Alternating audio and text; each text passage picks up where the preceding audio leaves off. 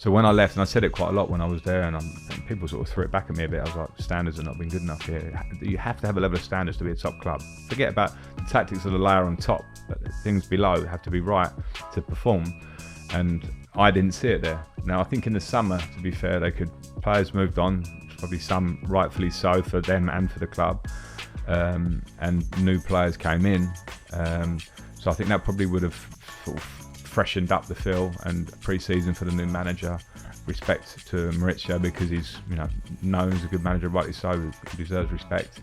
But in my opinion, it was going to be a challenge again to keep moving forward quickly, like people will expect, and that's proven the case.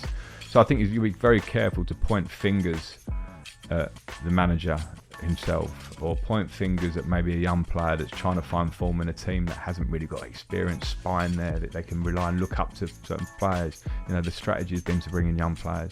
So you've got young kids coming over at 21 from another country trying to fit into a team. Now I'm not saying in my day, but in my day, when you bring in those younger players, they sit themselves on the bench, or they train alongside and watch how competitive training is, and watch a Drogba and how he trains, and watch a John Terry and how he leads the club, and they learn, and then they get into the team, or they don't, and they don't come through at Chelsea.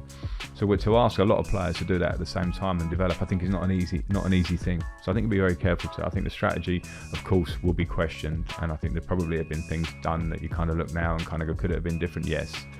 But it's getting it right now and changing it will be a process. The greatest moment of my Chelsea career, to be in a team that had fought so long to win the Champions League, and as a group we've been in the same group trying to win it, and then we had the greatest night of our lives, in our footballing lives for sure. Very, very special moment. To win a match against Bayern Munich in their own stadium whilst we had 4 or 5 players suspended from the final, I think it might be an underrated achievement on the outside. Chelsea fans obviously lived that journey with us. It was a really special journey to that final for a few games, for the quarterfinals, beating Barcelona in the semi-finals. So I think it was quite rightly celebrated by everybody at the club. I think it remains the greatest night in the club's history.